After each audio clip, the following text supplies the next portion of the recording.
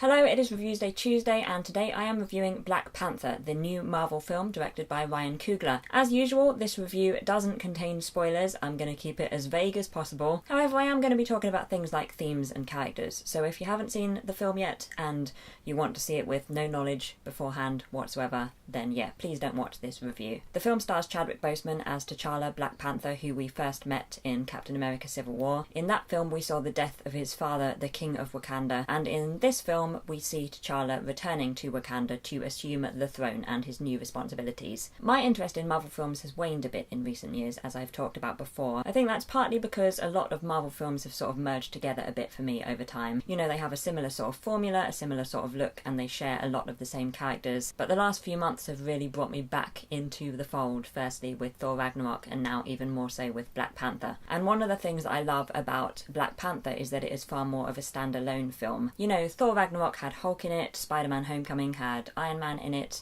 Captain America Civil War had everyone in it, whereas in Black Panther most of the characters are new to us. I think there are 3 which have appeared in Marvel films before, the most obvious being T'Challa himself. And Wakanda is a new and interesting, vivid, exciting place, and we're getting to hear some new voices and see some different perspectives. It feels often a bit like the whole Marvel Cinematic Universe is white men with short brown hair and a few white women who often have red hair. It was important to see a predominantly black cast in a film like this. You know, a massive, big budget superhero blockbuster. The characters in this film are wonderful. You know how I get about characters. Chadwick Boseman is fantastic as the lead. He's very stoic and softly spoken and regal. Winston Duke as M'Baku was outstanding. He wasn't in the film very much, but when he was, you couldn't look away from him, and he had some amazing lines which were delivered perfectly. And the female characters, the women in this film, I feel like the film Black Panther has about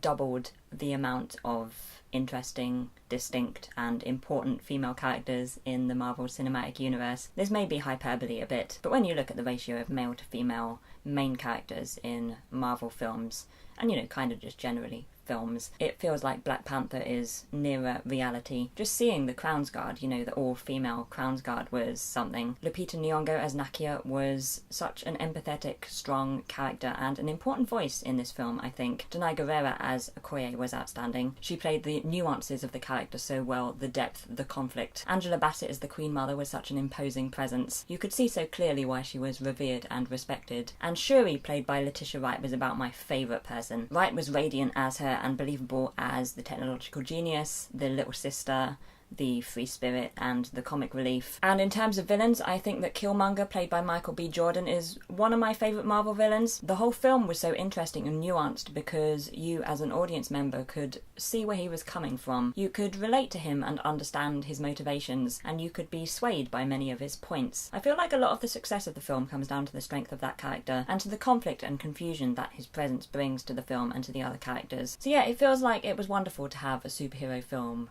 with so many distinct and well fleshed out characters. You could see their motivations and understand their motivations, and none of them seemed like they were there to just further the plot. I've been talking about characters for quite a while, let's move on to something else. I think Coogler directed this film wonderfully, and I enjoyed the pacing and the structure. It felt very clear and consistent to me overall, and it's a film that looked great. The lighting and the colours, the costumes, the hair and the makeup, it all came together so well and gave the film a very specific look, and Wakanda was realised really well. The landscape, the technology, the tradition, the history. The music in this film was also outstanding, was really atmospheric, and it complemented the film beautifully. My favourite bit of the film was the section in South Korea, the casino scene and the resulting car chase. It had so much in it, and I really enjoyed that whole part of the film. Yeah, as you might have gathered, Black Panther is definitely a film that I would recommend, whether or not you are interested in Marvel films generally, because as I say, it does stand alone really well. It has a lot of important themes, like the conflict between wanting to protect your country, but also being in a position to help others, and the script is so good. It has some really devastating, really packing a punch, kicking you in the chest kind of lines, really powerful moments, and also moments of great humour, and I feel like it was overall very well balanced. It's not a perfect film. There are things that I wish it had gone into more detail on, or that I wish it had gone into more detail on at that specific moment. You know, I'd feel like we were getting somewhere or getting to the crux of something and then we'd move on. But overall, I thought it was a fantastic film, and I will give it 4.7 out of 5. So that's it for today. I would love to know what you think about Black Panther if you have seen it. Let's move across to the end screen if you would like to see my latest video or some more more reviews from me, then you can do so below me here. And also you can subscribe to my channel or visit my website beside me here. I will be back tomorrow with a live stream, Wednesday the 21st of February at 7 p.m. GMT, so maybe see you then. I hope you have a wonderful day, and I will see you soon.